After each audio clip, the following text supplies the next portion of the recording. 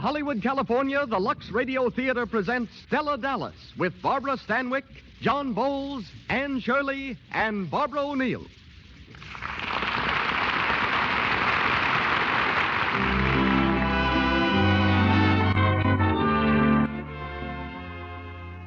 Lux presents Hollywood. It is your loyalty to Lux Toilet Soap that makes this program possible, which tonight stars Barbara Stanwyck, John Bowles, Anne Shirley, and Barbara O'Neill in Samuel Goldwyn's superlative screen production, Stella Dallas. You will also hear T. Keith Glennon, operations manager of Paramount Studios, and music under the direction of Louis Silvers. And now, the producer of the Lux Radio Theater, ladies and gentlemen, Mr. Cecil B. DeMille.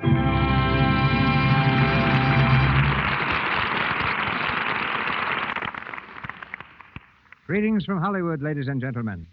With this presentation, the Lux Radio Theater becomes 3 years old. During this week in 1934, we first went on the air, and by coincidence, John Bowles was our leading man then, as he is tonight. For our stars, as well as for us, the past year has been an outstanding one.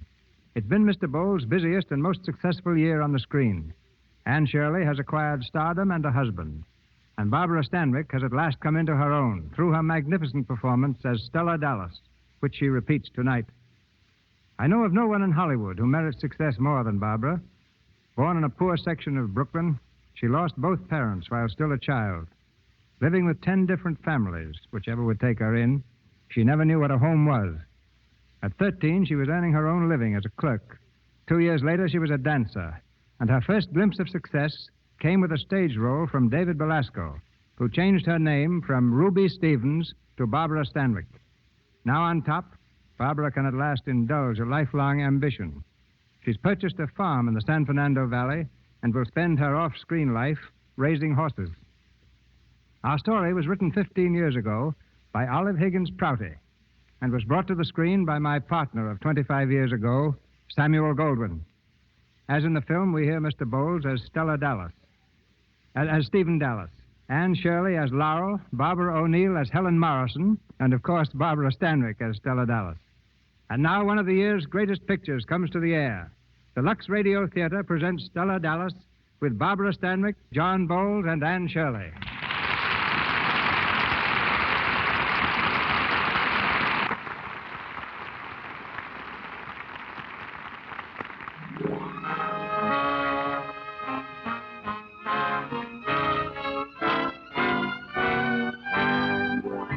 The year is 1919, and our scene is Main Street, in the little manufacturing town of Millhampton, Massachusetts.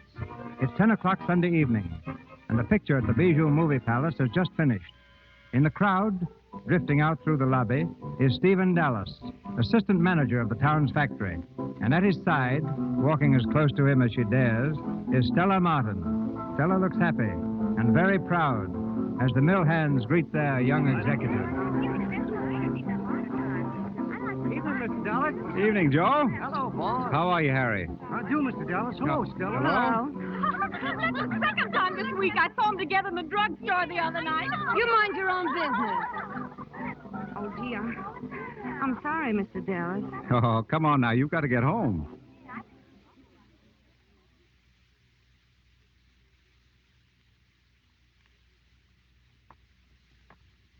Do you mind our being talked about, Stella? Mind? I mind? Oh, no, it's just that... Well, I can't believe you like seeing me when you could be out with all the swells. Oh, but I want to be with you. I like being with you. Oh, could I take your arm? I mean, is that all right? Is that considered Well, that... of course it is. Oh, I hope you don't mind my asking those things. It's just that I want to be like all the people you've been around. Educated, you know, and speaking nice, and then Nah, don't be like anyone else. I like you the way you are. Oh, but I've wanted to be different ever since I met you, and if I was around you long enough, I could be. Why, I could learn to talk like you and act like you, and pretty soon well, you know, you've done a lot for me, even in these couple of weeks. You've done a lot for me, too, Stella. I was very lonely the day you walked into my office. Lonely? Yes. I don't know how much you know about me, but... Oh, I know your society. I mean, you... You mean I used to be. Yes, and your father died. I read about it in the newspaper. Dad didn't die. He committed suicide, Stella. Oh. He went broke and he couldn't stand it. That's when I came here to start all over again. I guess that was in the papers, too. Mr. Dallas, Yes? that girl, the one you were engaged to when... Yes? Wouldn't she wait for you? She would, if I'd let her. But I couldn't do that, could I? She was married just 2 weeks ago. Oh. She must have been very lovely. Yes. Well, here we are. I don't have to go in right away. Cigarette? No, thanks. I don't smoke and I don't drink either. Oh, you're sweet, Stella. I was lonely and unhappy, then I'm not anymore, Stella. Stella. Oh, please, I shouldn't have. You won't have any respect for me. Not for girls who let men kiss them whenever they want. I don't let men... I mean... Well, girls shouldn't unless they... Well, unless they know the man is serious. Shall I tell you I am? Or shall I just kiss you again? Oh, Stephen.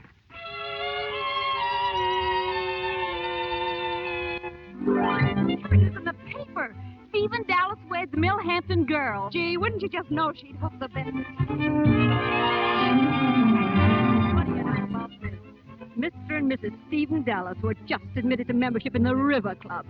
Flying kind of high.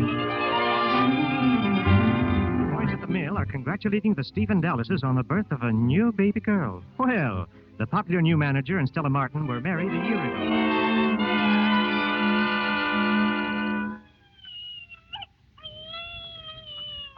We're home, Agnes. My, oh my, you sure is, honey. What does she look like? Let me see who. Oh, let the nurse take her inside, Agnes. You'll have plenty of time for that later on. Yes'm. This here way, Miss Nurse. Sit down, honey. Oh, gosh. Home never looked so good to me. Oh, poor Stella. Oh, I didn't mind it. It was just the hospital got on my nerves. And that darn doctor trying to make me stay another week. Oh, but Stella, he just thought it would be better if Better you... for who? It was just to get your money. Stephen, what's all this on the table? It's mail, honey. You had a lot of friends who wanted to congratulate you. Oh, Stephen, why didn't you bring him to me? The days wouldn't have seemed half so long. Oh, gosh, and I thought everybody had forgotten me. Stephen. Yeah? Look at this, an invitation to a dance at the River Club tomorrow night. I think I can wear my blue dress. I'll let it out a little at the top Now, and then Stella, you don't want to go dancing already? Oh, why not? Before I went to the hospital, I was stuck in this house for 4 solid months without going anywhere. And we just got into the River Club. All my life, I've just about died to go to the real places and get in with the right crowd. And just when I get a chance and get started, I have to give it all up. Oh, we'll go next time. Well, I don't want to go next time. I want to go this time. Oh, Stephen, I won't dance much, I promise. Gee, I just want to get a wave and a manicure and get all dressed up again and go hear some music and forget all about doctors and hospitals and nurses. And babies? No, but... Oh, Stephen, please. Now, Stella. Oh, please.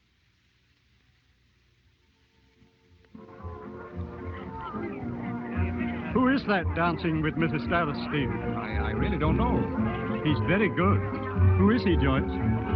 His name is Munn. He has something to do with horse races. The girls invite him over for golf, and he gives them tips. Oh, I see. Why, you're a wonderful dancer, Mr. Munn. Well, if I'm any judge of horseflesh, you don't take a mean leg yourself. Say, how did you come to get hooked up to that crowd at your table? Oh, there's some business friends of my husband. Business friend? Uh-huh. What is he, an undertaker? Oh. Say, Stella, why don't you get him to ditch that bunch of mothbacks and come over and join us? Spencer Chandler's table? Why, we don't even know him. Well, that won't take long. Do you know what he said after our first dance? No, what? He said, Ed, he always calls me Ed. Uh-huh. He said, Ed, you can pick winners on a dance floor better than you can at a racetrack. Yeah? Oh, go on. Don't red apple me. Oh, no, on the level. Come on, I'll prove it to you. Wait. I'd have to ask Stephen first. Oh, forget it. Hey, Spence. Sit down, Munn. Spence, I want you to meet a friend of mine. Stella, Mr. Chandler, Mrs. Dallas. How do you do? How do you do? Say, Spence, I want you to prove something to her for me. Didn't you say I could pick 'em on a dance floor as good as I can on the track? Yes, but I wouldn't feel too flattered, Mrs. Dallas. Munn hasn't given me a winner in over a month. Won't you sit down? Thank you.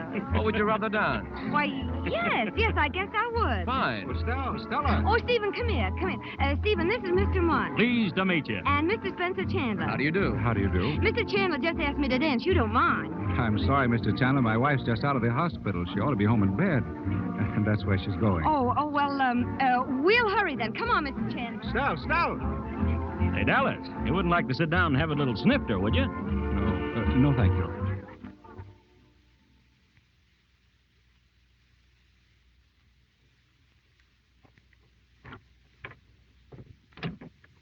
Go ahead, dear. Thank you.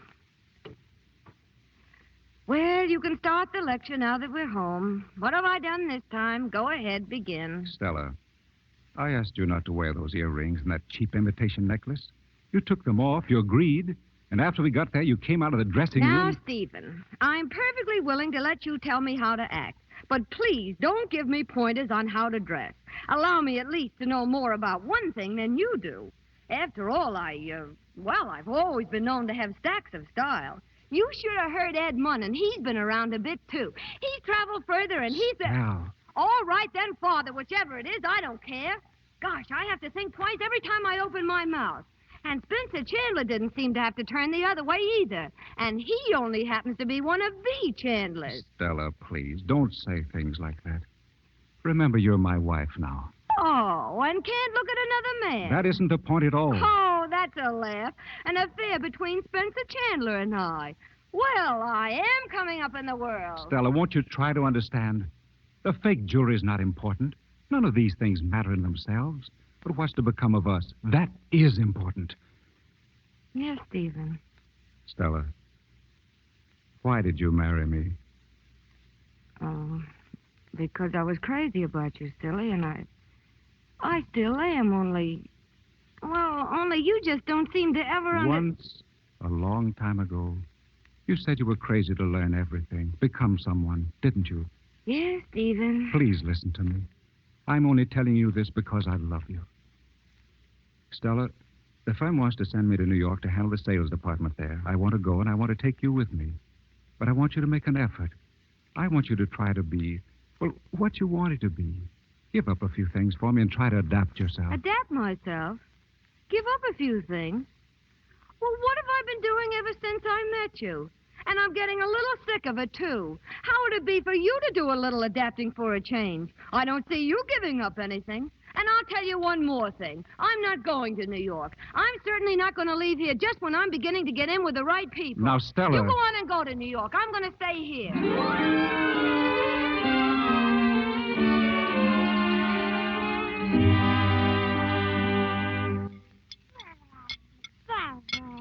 Hey, cut it out.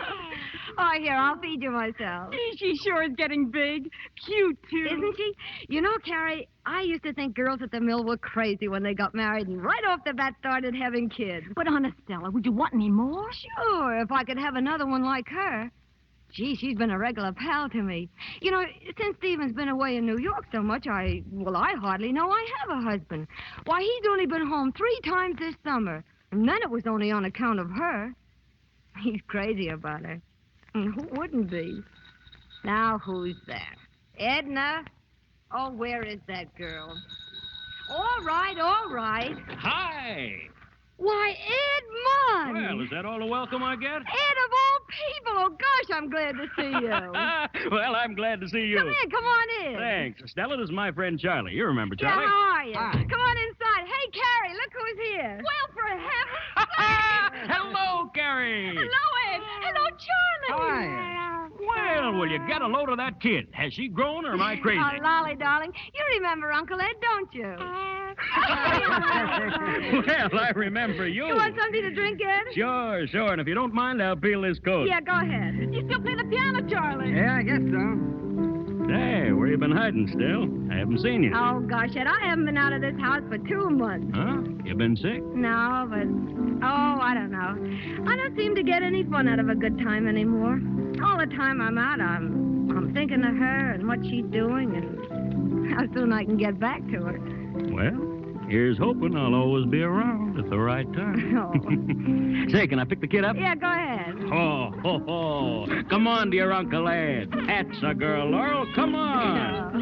Well, what's the matter? Ain't you got a great big smile for Oh, Uncle of Ed? course she has. Come on, darling. Smile for Uncle Ed. Come on. Yeah. Edna. Come on, Lolly, darling. Smile. Look at those noses. Look. Edna, who was it? Edna! It's Mr. Dallas, ma'am.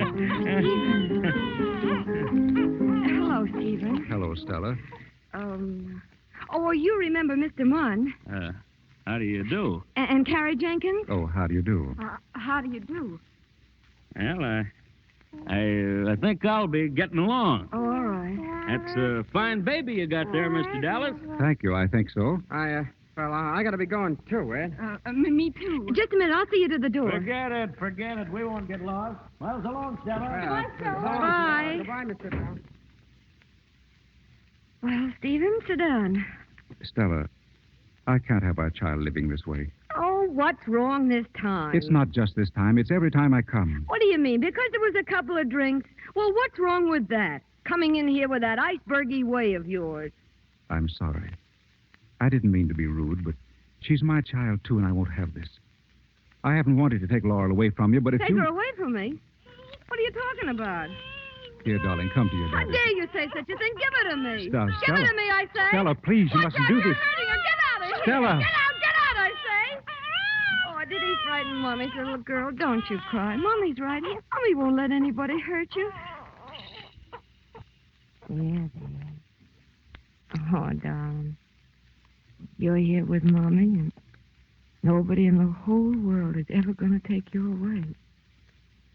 Nobody. Nobody.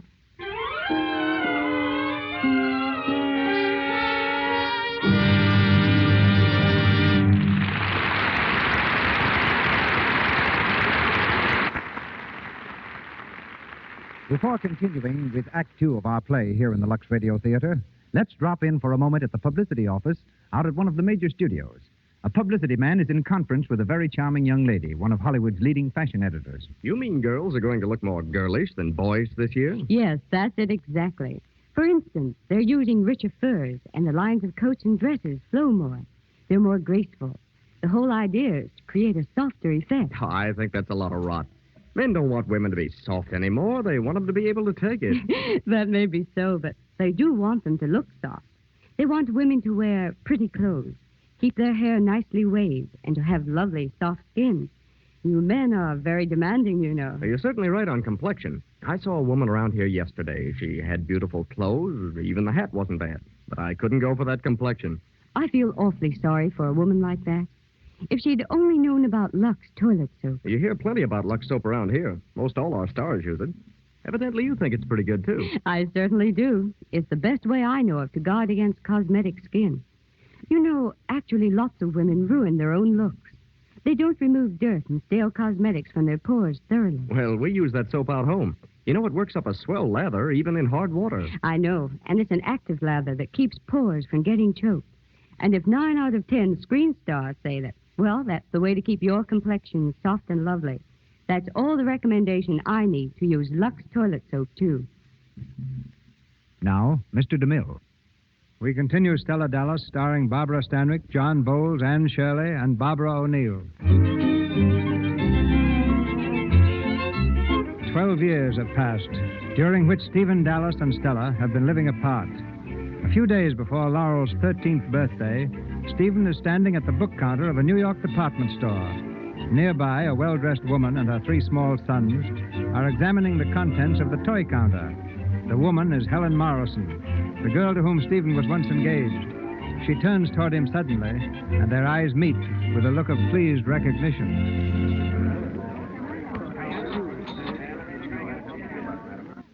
Stephen. Helen. Oh, Stephen. I'm so glad to see you. Oh, and you. Oh, boys, come here, come, please. Stephen, these are my sons. How do you do, young gentlemen? How do you do? Oh, this is Mr. Dallas, whom your mother has known for such a long time. John? How do you do? Lee? Lee? How do you do? And Cornelius. Cornelius? How do you do? Con. He doesn't like to be called Cornelius. I do, too. It was my father's name. Was? Oh, Con is the man of the family now, and he looks after us all so beautifully. His father would be very proud. That's splendid. Nothing but the finest care in the world would be good enough for your mother. But, Stephen, tell us about you. What are you doing here? Well, if you mean New York, I'm in business here. If you mean the store, I'm here buying birthday presents for my daughter. Your daughter? Mhm. Oh, Stephen. Wait a minute, I have a picture here of her. Here it is. Oh, oh, she's lovely.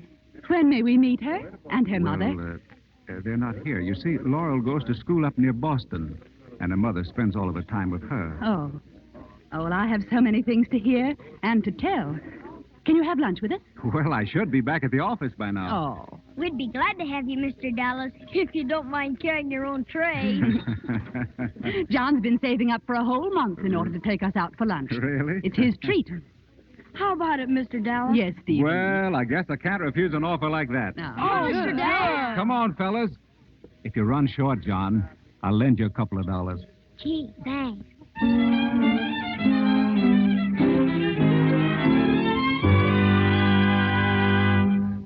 Oh, Mother, it's beautiful. Careful now. Now, don't mash the ruffles. Stand still so I can fit it to you. Oh, I love the color. It's a beautiful dress, Mommy. Yeah. Now, oh, I forgot. This goes here on the waist. Flowers? Oh, no. Oh, yes. It gives it some snap. No, please. Oh, Lolly, for heaven's sake, you're just like your father. You want everything as plain as an old shoe. Plain with all these beautiful handmade ruffles.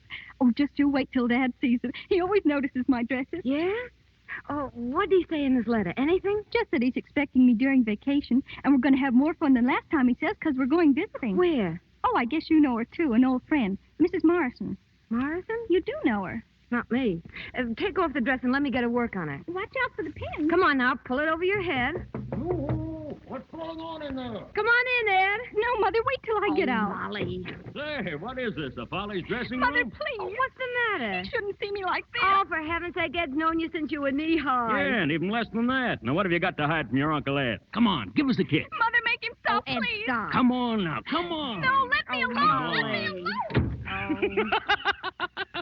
Oh, Ed, I wish you wouldn't tease her like that. You know she don't like it. Yeah, I know. But I get a kick out of a young one being so finicky. Well, is your car downstairs? Huh? Oh, no, it's in the shop. Why? Oh, I wanted to go to town. I wanted to get the decorations for Laurel's party. Well, why not go in on a train? I'll tell you. We'll take the kids, see a show, and have dinner. No, I don't want her to know what I'm getting. Oh, I see. Well, I guess I could show you a better time without her. Ed.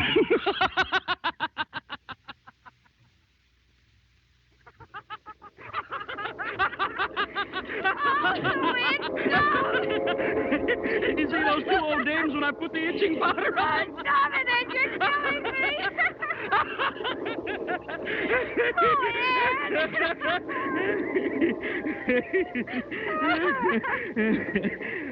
Oh, gosh, Stella.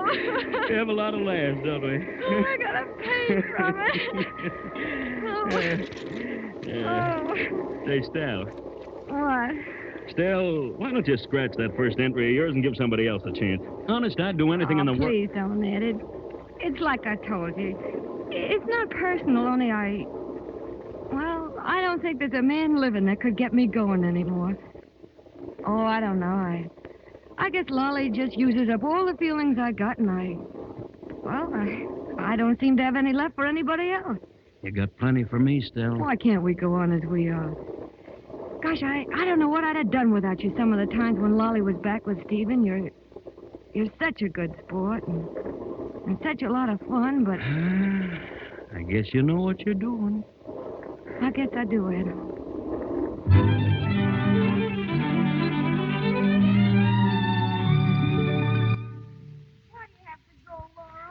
Laurel must go back to school, dear. The car's waiting, Laurel. I'm ready. Let me have Laurel's bag, John. You'll drop it. I will Now, don't argue, John. She'll miss her train. Oh, goodbye, Laurel. It's been fun, hasn't it? Oh, yes, Mrs. Morrison. We'll be looking forward to your next visit. I've had such a lovely time. I don't know how to thank you. Oh, goodbye, dear. Goodbye, Helen. Goodbye, Stephen. Goodbye, boys.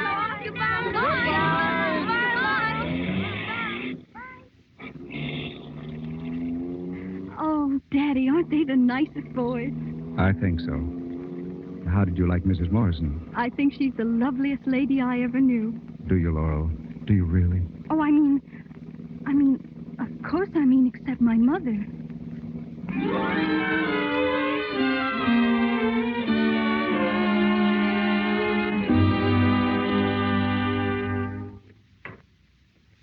Come on, Lolly. Oh, gee, it's good to have you home again. Oh, I missed you too, Mom. We'll leave the bag here for a while. Oh, Gladys will take it. Gladys! Oh, she's not here anymore. Let her go. Mother. Well, what did I need with a maid around? Oh, Mommy, you shouldn't have. Besides, I was glad to have something to do to help pass the time away. You know what I did, Lolly? What? I saved enough money out of her wages to pay a deposit on a fur coat for you. Mother, you didn't. Uh-huh. Well, you're just going to get it right back. I don't want a fur coat, Mother. Besides, none of the girls I met at Mrs. Morrison's are allowed to have them yet. Oh, no? Uh-uh. Oh. Can I help you fix dinner, Mother? Oh, sure. Come on. I'll get an apron. Say, tell me about this Mrs. Morrison. What's she like? Oh, Mother, she's lovely. She's sort of, well, she reminds me of a flower that grows up in Maine. All pale and delicate, strong, too. I don't know what you call it. Oh, gracious, Lolly, I don't care what kind of a flower she looks like. Is she tall or short, dark or light, fat or thin? How old is she? Well, she doesn't seem to be any special age. You know, she's like one of those goddesses in my mythology book that way. Oh, come on now. You can tell whether she's 20 or 40. Oh, she's not 40. No. Well, I guess maybe she's about 25. Ah. And, how did your father happen to meet this goddess? No, Mother, it's like a story. Con told me all about it. Con? Uh-huh. Is that her husband? Oh, no, he's dead. Dead, is he? Well, that's convenient. Oh, no, it isn't. It isn't a bit convenient. Because when Mr. Morrison died, he left a whole lot of houses and horses and lots of money and things, and Mrs. Morrison has to look out for them all by herself.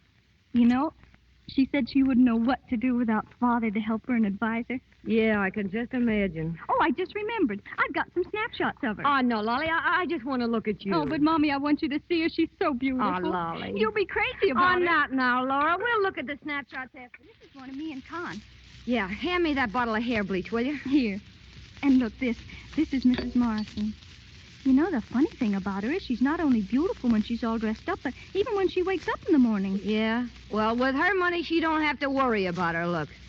Say, are those real pearls she's got slung around her neck? Mommy, look what you're doing. What? You're getting the bleach all over her picture. Oh, I didn't mean to, Lolly. I'm sorry. Oh, give it to me. Give it to me. Lolly, I'm sorry. Oh, Mother.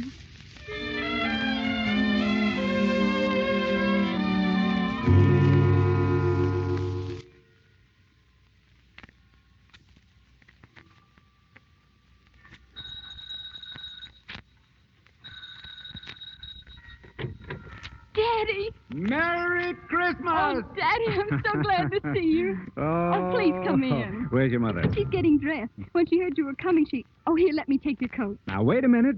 This package is for you. Oh, thank you. I'll put it right under the tree. Say, that's a beautiful tree, all right.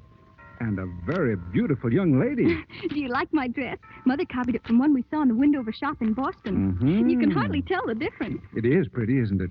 It was my best present. Oh, Till you came, Dad. You darling. Stephen. Well, Merry Christmas, Stella. Oh, Merry Christmas to you, Stephen. Oh, it's good to see you again. It's good to see you. Sit down. Thank you. The place looks awfully nice, Stella. You go to dinner with us? Well, darling, I came to ask your mother a favor. Stella, I was wondering if you'd let me have Laurel for the holidays this time. I've never had a place for her before, but this time we have an invitation to spend it with the Morrisons. Oh. Well, would you like to go, Lolly? Yes. Oh, I mean, that is... Oh, I think it would be lovely. When would you want us, Stephen? Well, my train leaves in an hour, Stella. I was hoping I could take her back with me. Today? Oh, no, not today. I couldn't, Father.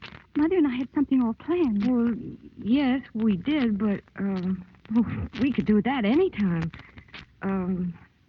Well, all right, come on. We'll have to hurry. You go and start packing your things, darling, and I'll be right in. Yes, Mother. She won't be very long. Stella, I'm awfully sorry. Well, when I see all you've done here, and you did have plans, I didn't realize it. Oh, it wasn't anything really. We were just going to a show and dinner at the Bon Ton. Oh, this will be a real treat for us.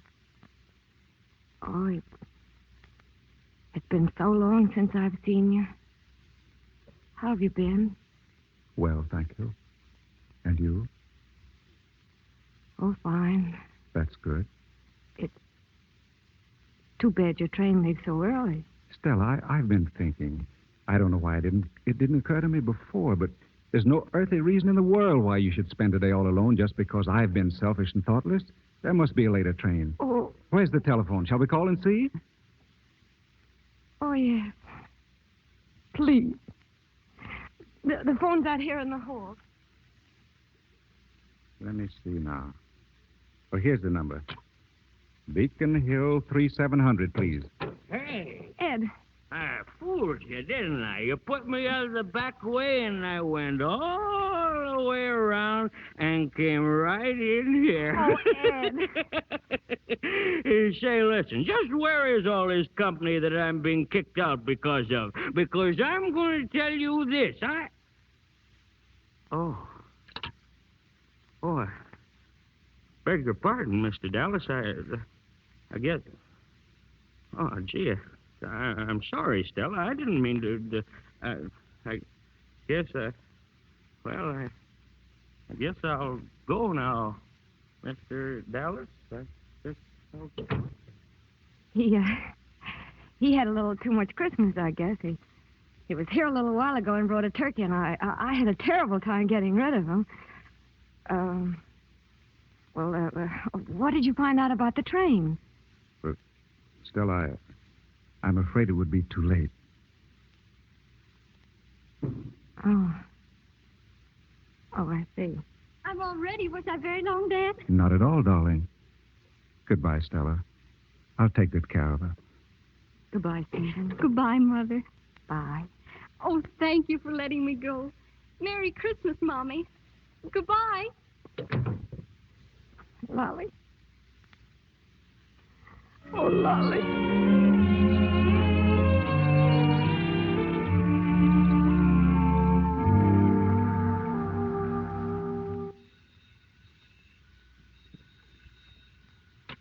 Hello, Morley and Morley. One moment, please. Excuse me. Yes? I got an appointment with a Mr. Morley, a lawyer. He wrote me, Stella Dallas. Oh, yes. This way, please. Mrs. Dallas, Mr. Morley. Oh, come in. Won't you sit down, please, Mrs. Dallas? Yeah. Mrs. Dallas, I wrote you a letter, and in it I stated... You don't have to tell me what you stated. Just tell me what you meant. Mrs. Dallas, it's only natural to suppose that you should wish to legalize your position. Legalize my position? Oh, I've got our marriage license. Look here, Mr. Morley, what are you trying to give me? Your freedom. A divorce. Mr. Dallas feels, and I can readily understand why, that you might wish to remarry. Remarry? Listen, Mr. Morley, let's get down to brass tacks. I haven't the slightest idea of ever remarrying. Now, it don't happen by any chance to be Mr. Dallas who wishes to remarry, does it? Well, assuming for the moment that it does, surely you could have no objections. Your allowance would be the same. As a matter of fact, Mr. Dallas might even be able to increase the amount he's sending you. I don't want any increase. Let him keep it and let me keep my daughter. Mrs. Dallas, Mr. Dallas has no intention of any change regarding your daughter. Oh, he hasn't. Then what's he been trying to win her away for? Taking her to fine hotels, country places, townhouses, making her dissatisfied with the kind of things I've been giving her. Does he think I don't see what he's after? Well, he'll never get away with it, and I'll tell you why. Because I'm going to give her the same things. Everything her heart's been set on. Fine hotels, fancy friends, she's going to have them all. Only I'm going to give them to her, and he's going to pay for them. And if he's got any extra increases, he can just hand them over. And if he don't, maybe I'll get a lawyer and bring in the name of that highfalutin widow. But, Mrs. Dallas... I won't keep you any longer, Mr. Morley. Thank you very much. Just see that the check is mailed to the same place. That's all the benefits I want.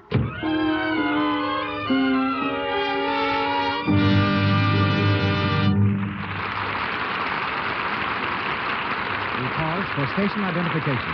This is the Columbia Broadcasting System.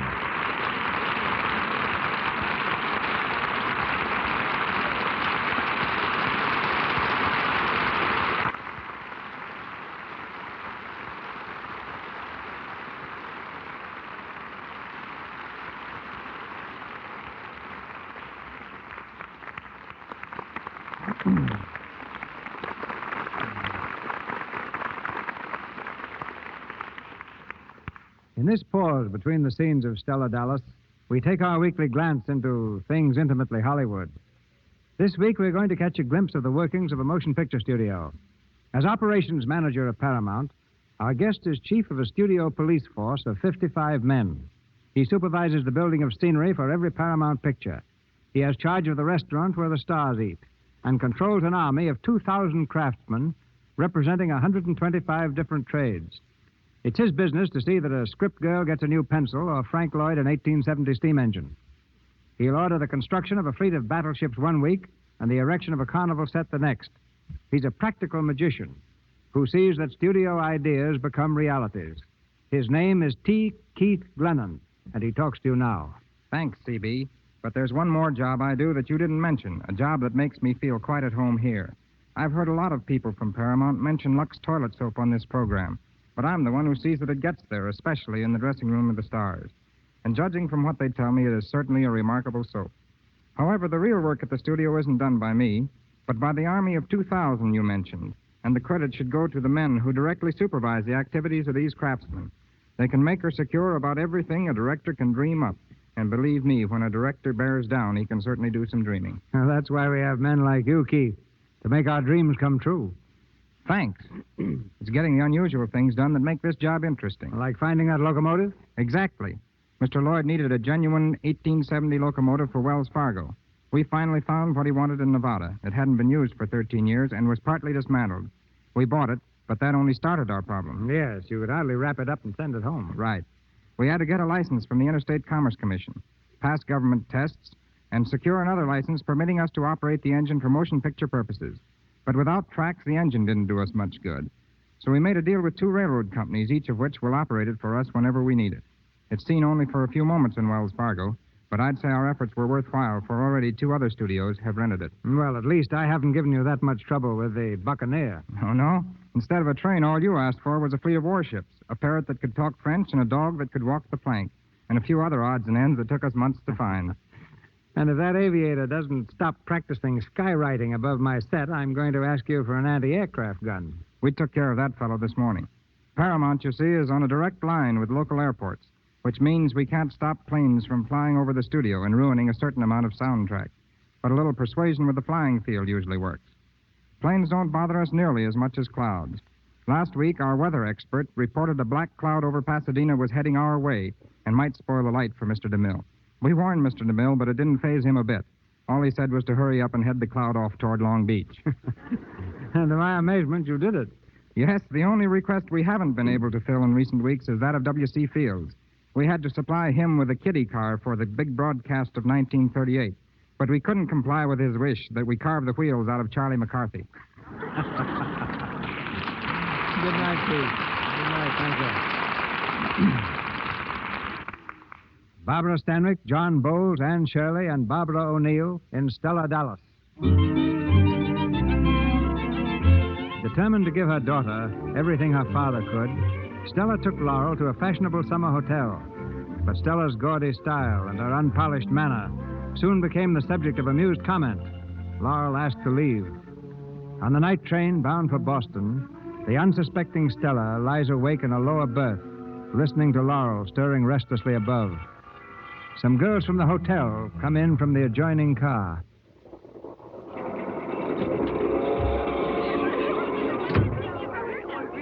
You know, we didn't think you were going to make the train at all. Did you have a blowout? Just as I was leaving, I met Ethel.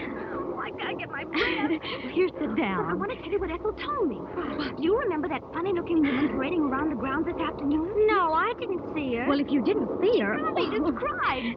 Dressed up to here and painted inch thick. Really? And bells on her shoes that tinkled all the time. Bells? And bracelets up to her elbows. You never saw such a sight. Well, anyway... Do you know who she was? No. Tell us. Laurel Dallas's mother. Laurel Dallas? Oh. I can't believe it. You mean that pretty little girl that Dick Grosvenor's been rushing? But are you sure? She seems so lovely and sweet. I know it. Isn't it weird to have such a common-looking creature for a mother? Poor thing. Poor nothing. She's wearing Dick Grosvenor's fraternity But you won't be wearing it long, I'll bet. Not when Mrs. Grosvenor hears about it. Not with Your her. berth is ready, ladies. Oh, thanks, Porter. Tell us more about it.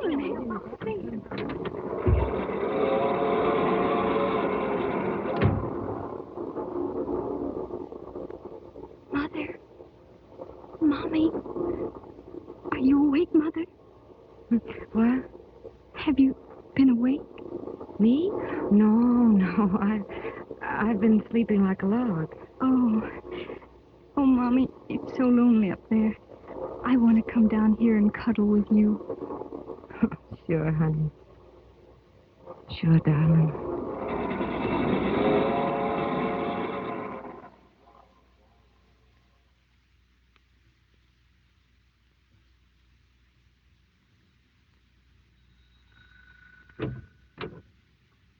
Yes? I'd like to see Mrs. Morrison. Was it in I reference couldn't to... say it's private. I'd have to see Mrs. Morrison. Who is it, Brooks? Oh. Are you Mrs. Morrison? Yes. I'm Stella Dallas. Mrs. Stephen Dallas. Oh, come in, please. We can talk in the library, Mrs. Dallas. Thank you. I'm sorry to bother you when you're home, but Won't you sit down? No. What I have to say won't take very long. It's just that... Well, we may as well be comfortable. I know you must think it's funny me coming here like this. I'm not going to beat around the bush, but what I want to know is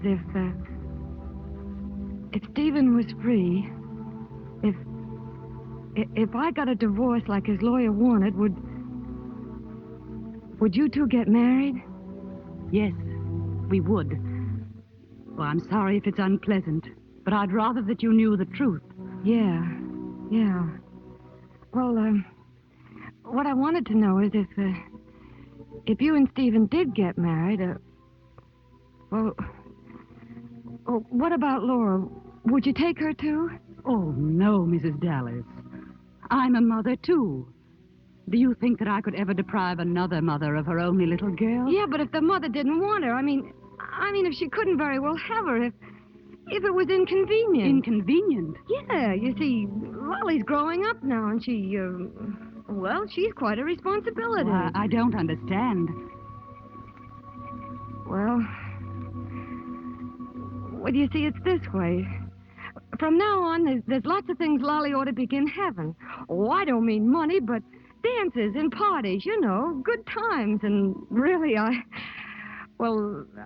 never been much on that sort of thing, so I feel that I've done about all I can for her, and I thought that you being so crazy about her father and she taking after him so much that, well, if you and Stephen got married, why, Lolly could come and live with you, and your name being Mrs. Dallas, you see, why, everybody would naturally think that she was... Well, they think she was your little girl, and when you went places, you see... Well, you see, you're the kind of a mother that any girl would be proud of. Oh, I didn't know anyone could be so unselfish. And I'll say one thing, Mrs. Morrison, you'd never be ashamed of Lolly either. Everybody's just crazy about her. She makes a wonderful impression. She's so refined and elegant in her ways, but... Oh, well, you already know that. Anyway,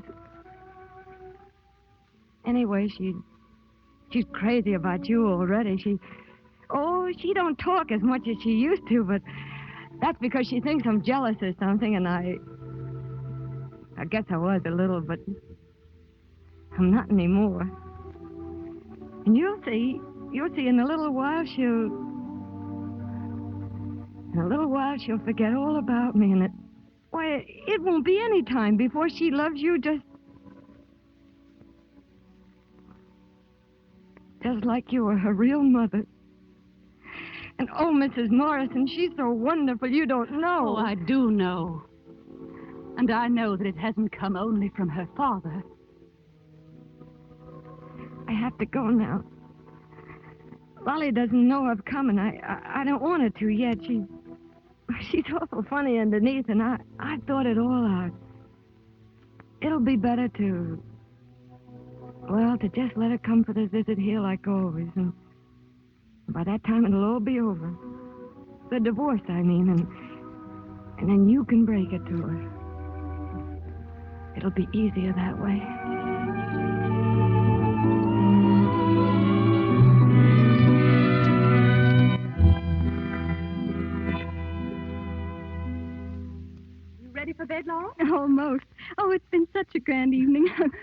excited. Oh, your father's coming up to kiss you good night. You know, I've never seen Father so happy before. And you, dear, are you happy? So very for you both. But I've been worrying and worrying about something. Why? What could possibly be worrying you? Well, I don't know what to call you. Oh, that's all. I'm glad. Because I have something that I want to tell you, which I hope will make you just as happy as it has me. From now on, Laurel, you're going to be one of us, really, dear. You're going to be a member of this family like Con and Lee and John. They're your brothers, and this is going to be your home as much as it is theirs. This my home? Yes, dear. You're going to live with us. Live here? Yeah, the house in town, wherever we are. Does it make you happy, Laurel? Oh, yes. It makes me very happy to know that you want me because, oh, I do love you all so very much. But I couldn't leave my mother. Oh, you won't be leaving her, Laurel. Do visit her whenever you like. Oh, no, I couldn't. Thank you ever and ever so much, Laurel, your mother, well, your father, all of us who love you, feel that now that you're getting older, there are many advantages that we can give you. I know, and I do thank you, but I'm sorry. Father. Yes, dear? Father, you don't mean you thought that I could ever live anywhere without Mother? Well, darling, you lived without me. Your mother and I are just changing places for a while, that's all. Isn't it fair for me to have a little of what she's had all these years? But that's different, Father. You know it is. I've been with Mother all these years because I needed her, and now she needs me, and you need me less than ever. Oh, Laurel, don't say that. I'm sorry, Laura, if you don't see that what we've planned is for your good. We thought it would make you happy. Your mother and I have decided upon what we thought would be best for you. My mother, does she know? We both feel that this should be your home for a while, at least. Oh, I'm sorry, Father, but please understand. My home will be with my mother as long as I live. No, darling. Stephen. Laurel, you don't understand, dear. This was all your mother's idea. She planned it herself. She came to see me, and we talked it all over. My mother came to see Yes, you? dear. When did she come? Well, I don't know. Was it just after we got back from the hotel? Well, I believe it was, but... Oh, my poor mother, my wonderful mother. Oh, she wasn't asleep. She heard what those girls said. Oh, I must go to her. I must go to her at once. Darling, tell us about it. Daddy, please help me. I can't make my visit here. I want to go to my mother. Don't, dear, don't.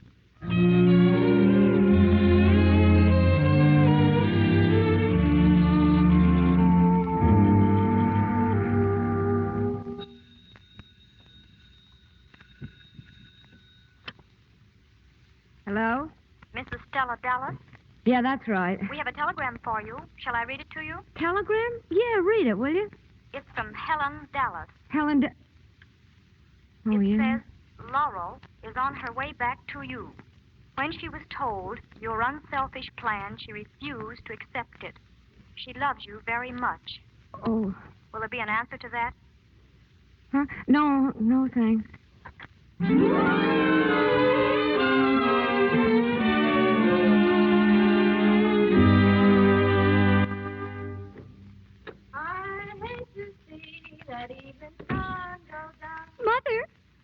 Mother!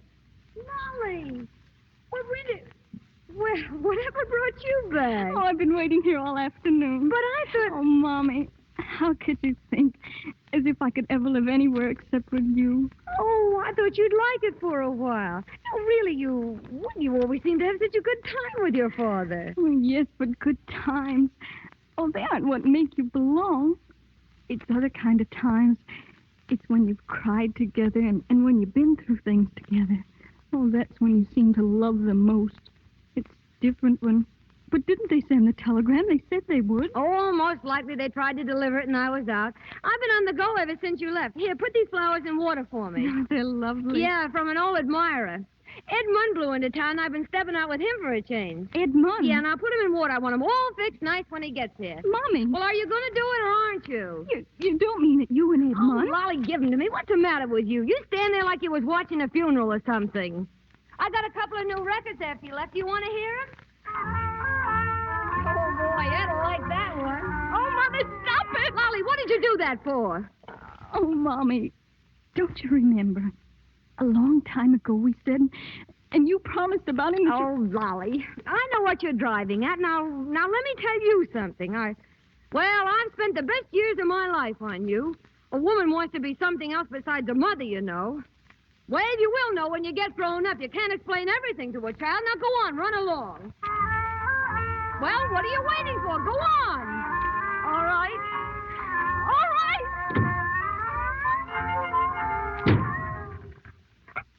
right. Ollie. Oh, God.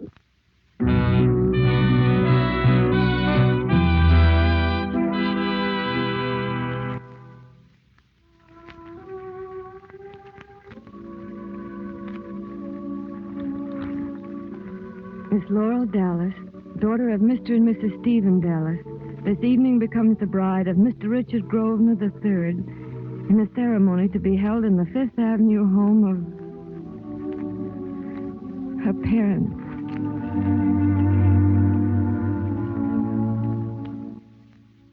Brooks, is everything ready? Yes, ma'am. Oh, but those curtains, Brooks. I told you they weren't to be drawn. Open them, please. I beg your pardon, ma'am. But if the wedding is to be held in this room, Well? it makes it a bit public, ma'am. Perhaps. But I want those curtains open, please. Very good, ma'am. Helen, Yes, dear? is that for her? Yes. She'll be out there, watching from the street. I know she will. You're sweet, Helen. I've got to go see Laurel.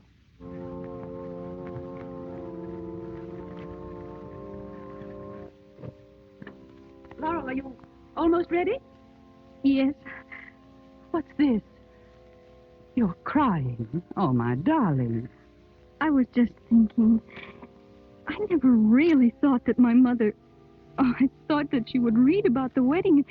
Even though she was too far away to come, at least she'd write to me. Oh, my dear. Do you think that if she knew, any distance in the world would keep her away? Then you think she just doesn't know. I know she loves you, darling.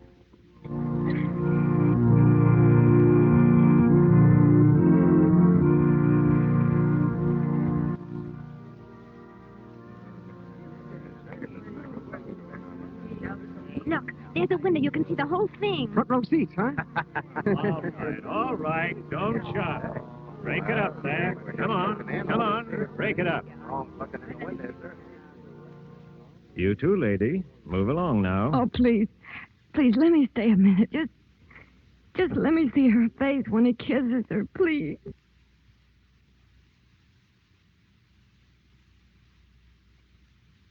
Oh. All right. Now you've seen it. You happy? Oh, yes. Yes, thank you.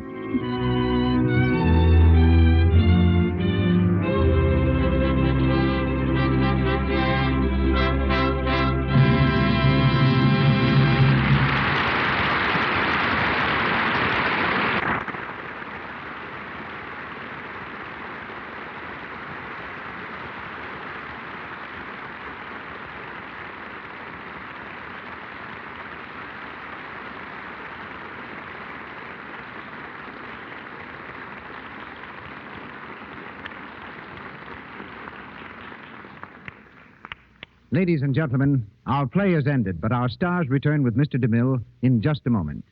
We just want to mention those who so ably made up tonight's cast. They were Lou Merrill as Ed Munn, Bruce Satterley as Cornelius Morrison, Jack Egger as Leo Morrison, Dickie Jones as John Morrison, Wallace Roberts as Mr. Cooper, Sada Cowan as Mrs. Cooper, Hudson Fawcett as Mr. Chandler, Grace Kern as Carrie, James Eagles as Charlie, Teresa Harris as Edna, Frank Nelson as Mr. Morley, Elia Braca as Secretary, Margaret Brayton as Lynn, Joan Taylor as Doris, Margaret McKay as Telegraph Girl, Mary Lansing as a Mill Girl, Ross Forrester as Pullman Porter, and Alexander Lockwood as a policeman. Miss Stanwyck, whose next picture is Breakfast for Two, appeared through courtesy of RKO Studios, as did Miss Shirley. Another hit film from this studio is Stage Door, starring Ginger Rogers, Katharine Hepburn, and Adolphe Menjou. Mr. DeMille is from Paramount, where John Bowles is now filming The Yellow Nightingale. Louis Silver's 20th Century Fox, where he was in charge of music for Lancer Spy. Stella Dallas will soon be heard on the air in serial form. Back now to Mr. DeMille. Once again, the curtains part for our stars, Barbara Stanwyck, John Bowles, and Anne Shirley.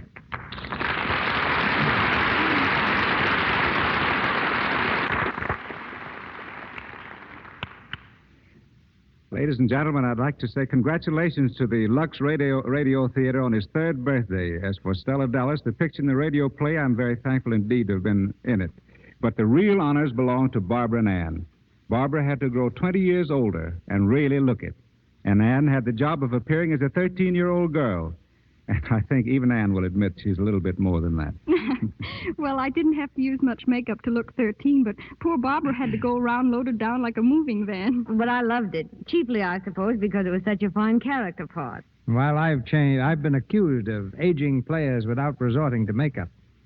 I think our listeners would like to know, Barbara, just what we do to add 15 or 20 years to a player's appearance. Well, it's all a matter of upholstering the hips, stomachs, and ankles. It's done with cotton padding, and it makes you feel a bit like a football player. The pouches I had under my eyes, the lines and wrinkles on my face were done with paint and brush, and so were my hands.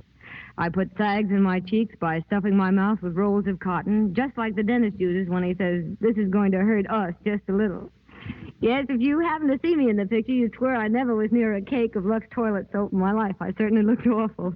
But don't you worry, Mr. DeMille. Barbara wouldn't be without Lux soap for anything, judging from the way I saw her use it in her dressing room. Neither would I. I think it's grand. And you'll find Lux soap in my home, too, just as you did on the set. For a nice, smooth complexion, there's nothing like it. And again, about Ann's age, it may interest you to know that although she played the daughter of Barbara and me in the picture and on the radio, she isn't old enough to vote yet. Yeah, still, she's been in pictures much longer than either of you, 17 years. That's because I started off as a baby. And she's had 4 names. Yes, I was born Dawn Paris, then I changed it to Dawn O'Day, then to Anne Shirley, and last August I acquired the name I like best of all, Mrs. John Howard Payne. Thank you all, and good night. Good night. Good night.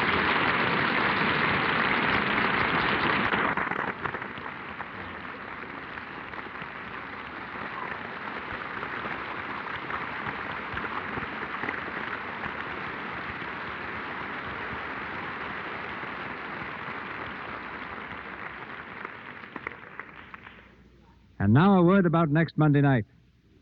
Picture a young husband.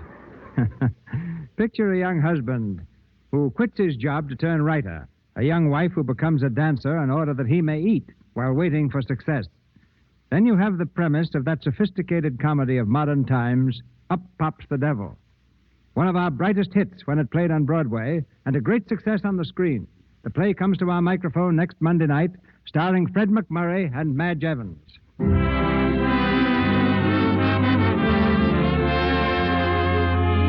Our sponsors, the makers of Lux Toilet Soap, join me in inviting you to be with us again next Monday night when the Lux Radio Theater presents Fred McMurray and Madge Evans in Up Pops the Devil. This is Cecil B. DeMille saying good night to you from Hollywood. This is the Columbia Broadcasting System.